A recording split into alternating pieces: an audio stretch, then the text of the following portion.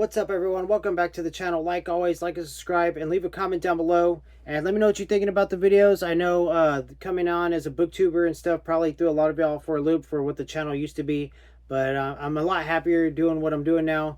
It feels good to read these books. Today I want to go over a theological introduction to the Old Testament by various authors. I'm real a fan of Brueggemann's commentaries and a lot of the stuff he writes about. What I will say right off the bat about this book, if you're not into, theology, then obviously you're not going to have no interest in this.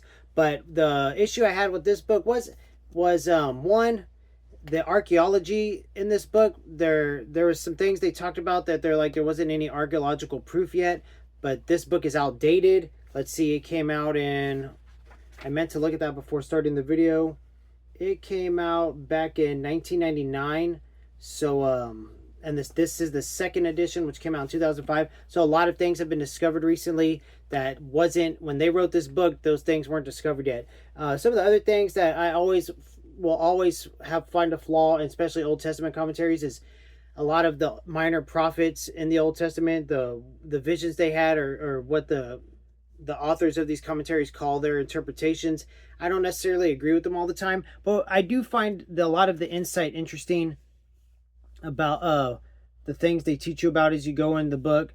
Someone who had it before me had previously taken notes, so there's a lot of things you could take from these books, a lot of learning, a lot of knowledge to be gained. But like I said, the book is a bit outdated, but it's still a good read. And if you're a beginner Christian, or you don't even have to be a Christian, you're just interested in learning theology, then I highly recommend you pick this one up because it's a simple read. I was able to read through it in a few days, and I retained quite a bit of it. There was a few things that I didn't, like I said, didn't agree with, especially if you've ever read Ezekiel in the Old Testament, the first half of that book. I feel like he's literally speaking about something coming down in a ship and giving him the specs to build basically what do you call it, an aerodome or whatever, to store the ship in and stuff. And that something was most likely God. And people don't agree with me with that. I'm a little bit radical with those ideas, but maybe growing up watching Ancient Aliens wasn't a good idea. I don't know. That show's a little crazy anyways, but I think you can believe in both ways and still believe that God is absolute and the truth. And I think that this is a pretty good commentary. You can find pretty cheap on eBay, and it's pretty easy read on the eyes. Like I said, the page layout is pretty good. It's a lot of words per page, yes, but like I said, I went through it pretty easily. Like I said, also Walter Brueggemann is a great author for commentaries, and I have a Genesis commentary of his and a couple of small Exodus books that he has done.